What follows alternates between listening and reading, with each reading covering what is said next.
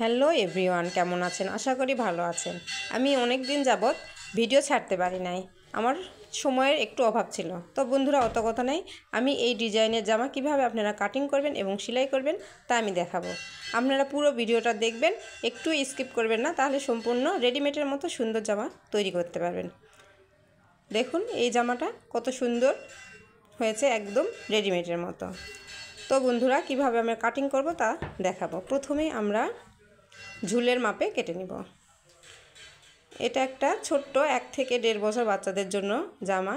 এখানে ঝুল আমার 13 ইঞ্চি, আমি 1 ইঞ্চি বেশি রেখেছি। 14 ইঞ্চি নিয়ে সমান করে আমি কেটে নিচ্ছি।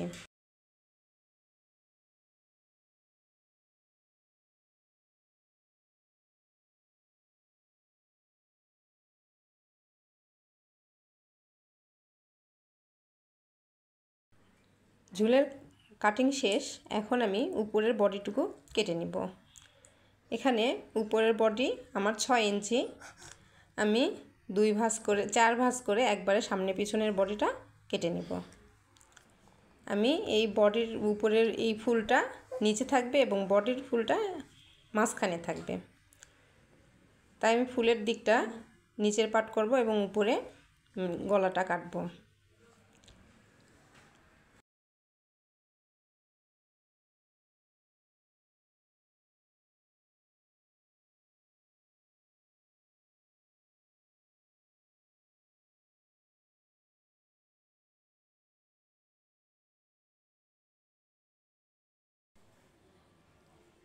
দশ ইঞ্চি বডি আমি 4 ভাঁজ করে কাপড়টা নিচ্ছি, সামনে পিছন একসঙ্গে কেটে নেব।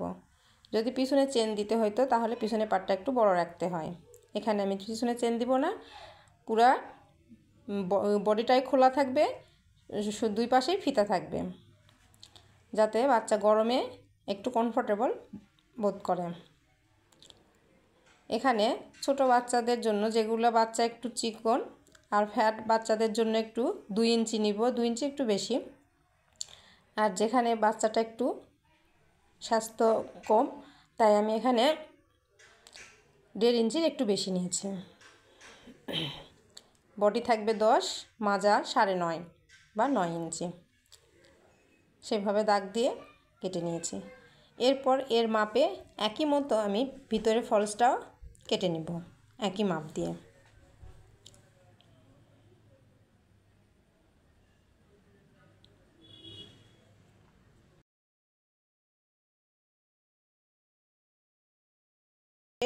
নিচের দিকে আমি রাউন্ড শেপ করে একটু কেটে নিয়েছি। আমার উপরে বডি কাটিং শেষ। আমার যে ফিতাটা থাকবে কাঁধে, সেই ফিতাটার কাপড় আমি কেটে নিচ্ছি চিকন করে। আপনারা চাইলে ফিতাটাকেও চওড়াও দিতে পারেন, আমি ফিতাটা চিকন দিব এবং বুকে কুচি দিব চিকন করে। কুচির কাপড়টা আমি কেটে নিচ্ছি। এখন আমার কাটিং শেষ। এখন নিচের ঝুলের ফলসটাও কেটে নেব। যতটুকু আপনার ঝুলের কাপড় আছে ঠিক অতটুকুই ফলসের জন্য কেটে নেব, তবে নিচের যে ঝুলটা একটু শর্ট রাখব। টিস্যু কাপড়ের চেয়ে সুতি কাপড়টা একটু ছোট নেব। এখন আমার অলরেডি সব রকমের কাটিং শেষ, এখন আমি সেলাই করে দেখাবো। প্রথমেই আমি যে গলার কাছে কুচিটা দিব, এই কুচিটা আমি দিয়ে নিচ্ছি। আপনারা তো কুচি সবাই কিভাবে দিতে হয় সেটা ঠিক জানেন। এখন এই উপরে টিস্যু কাপড়ের উপরে এই কুচিটা বসায় নেব।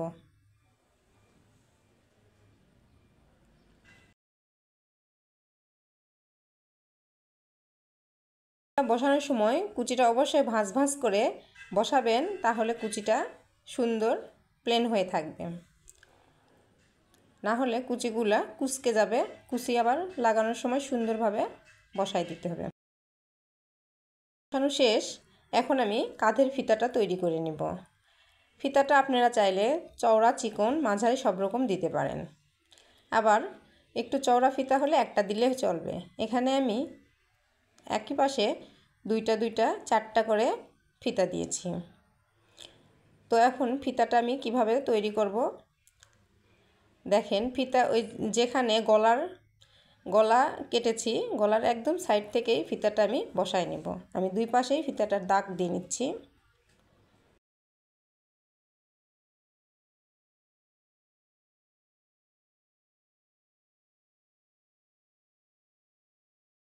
ফিতাটা আমি যে সুতি ফলস দিচ্ছি এটার ভিতরে দিব, ভিতর দিকে।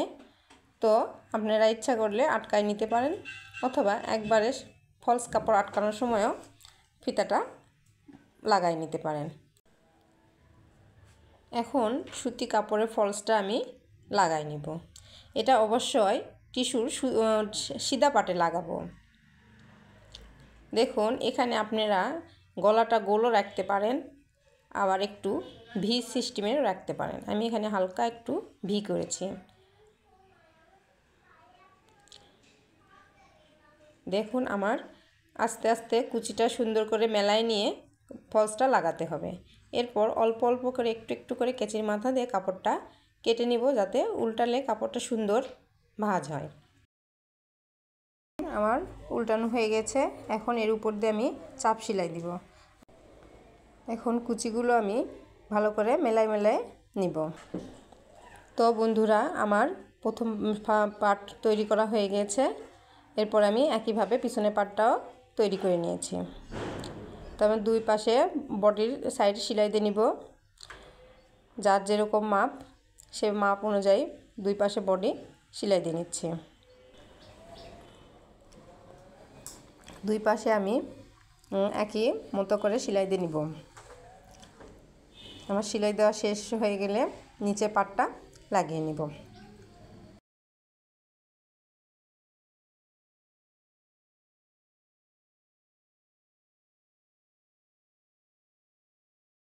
দেখুন আমার সেলাই দেওয়া শেষ হয়ে গেছে।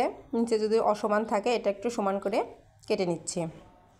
এরপরে আমি নিচের ঝুলের সাইড সেলাই দিয়ে নিব এবং ফলসটারও দুই পাশে সেলাই দিয়ে নিব।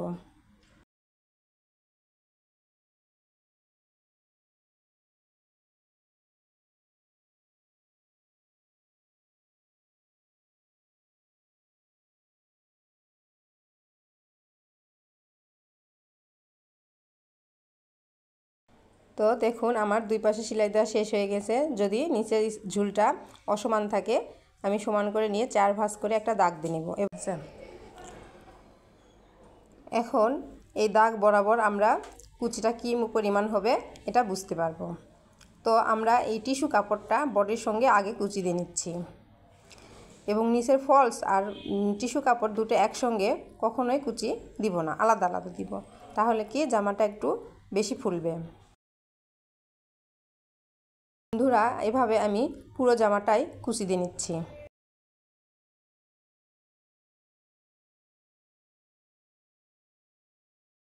কুচি দেওয়া হয়ে গেছে। এখন নিচের যে সুতি ফলসটা দিব এটা কিভাবে দিব, এটাও 4 ভাঁজ করে একটা দাগ দিয়ে নিব। আর বডির কাপড়ে যে দাগ ছিল সেই দাগের সঙ্গে মিলাবো। আর এটার ভিতরে টিস্যু কাপড়টা ঢুকাই নিচ্ছি। নেওয়ার পরে এটা আবার বডি যেভাবে কুচি দিয়েছি এই নিচের ফলসটাও ঠিক একইভাবে কুচি দিয়ে নিব। আপনারা তো সবাই জানেন কুচিটা কিভাবে দিতে হয়, এবং অবশ্যই নিচের টিস্যু কাপড়টা ভিতরে মেলাই ধরতে হবে, তাহলে ভিতরের টিস্যু কাপড়টা ভাঁজ হয়ে থাকবে। দেখুন আমার কুচিটা হয়ে গেছে দেওয়া। দেখুন জামাটা কত তাড়াতাড়ি হয়ে গেল। এখন এটা যে ফিতার মাথায় আমরা একটা ফুল দিব, এই ফুলটা কিভাবে তৈরি করব সেটা আমরা দেখাচ্ছি। দেখুন আমি সব সমান 4 ভাঁজ করে নিয়ে মাথাটা একটু গোল করে কেটে নিয়েছি। এখন এই গোলে আমরা সমান করে সেলাই দিচ্ছি। এভাবে আমি সবগুলা কি করব, ফুলটা তৈরি করে নিব। এটা আবার উল্টায় নিব, তাহলে কি হবে, টিস্যু কাপড়ের সুতাটা যে বের হয় এটা আর বের হবে না, আর ফুলটাও ফুলের কলির মতো হয়ে যাবে। তো দেখুন এবার ফিতাটা আমরা টিস্যু কাপড়ের উপরে দিয়ে কাপড়টা ভাঁজ করে নিয়েছি, নিয়ে তারপরে সোজা একটা সেলাই দিয়ে নিব। এভাবেই তৈরি হয়ে গেল আমাদের ফুলের কলি। এভাবে আমি সবগুলো ফিতার মাথায় কলি তৈরি করে নিচ্ছি। একইভাবে সবগুলো মাথায় লাগাই নেব। এভাবে আমার ড্রেসটা সুন্দর তৈরি হয়ে গেল। তো বন্ধুরা, আমার এই ড্রেসটা যদি ভালো লাগে থাকে তাহলে অবশ্যই আমার চ্যানেলটি সাবস্ক্রাইব করে পাশে থাকবেন।